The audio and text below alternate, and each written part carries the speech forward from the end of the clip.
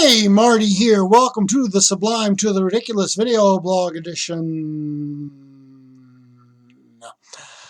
I've mentioned before me Grandpa Joe's friend Amos Sheffield that worked with Joe for a lot of years and did Joe a lot of favors. I gather Amos is a man of many talents. My Uncle John actually told me that Mr. Sheffield made the best fried chicken he'd ever had. So there you go. A bit superstitious. I think I've talked about that. If I haven't told you the story about him helping me Grandpa Joe getting a new stove into the kitchen for me Grandma years and years ago, I'll need to tell you that story someday. But anyway, today I'm thinking of a story that my dad told me, Pops, about Amos.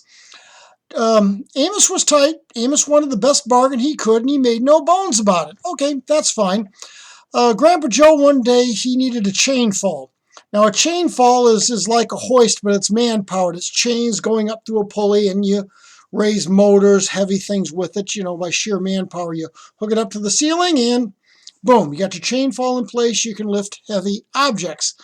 So we got wind of one, and he gave Amos some money and said, Amos and me Pops out to get the chainfall. Well, Amos decided that the guy wanted too much, and he needed to negotiate. So Pops got there and Amos got there, and Amos and the guy are going back and forth and kind of strategize and feel out each other. And Amos wasn't getting the price he wanted. So me Pops said it reached the point where Amos just stared at the guy. And then after staring at him for a few minutes, he started pacing back and forth in front of him, but always keeping his eye on the guy, sort of like this. Amos would walk this way, but he'd keep staring at him.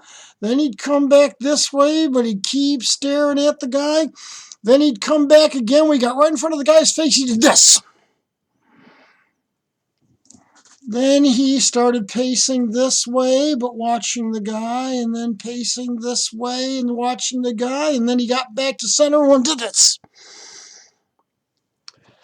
Now, me Pops had no idea what Amos was doing, and the guy selling the chainfall had no idea what Amos was doing. He looked at Dad at one point, and Pops just kind of shrugged his shoulders, and eventually they came to some sort of deal. I don't remember exactly what it was, but to the day he died, me Pop said, I just didn't understand exactly what the point of Amos's particular negotiating status was, negotiating strategy was, but he'd, walk past the guy a few feet, but keep his eye on him, and then walk back a few feet, and then come back to center and do that.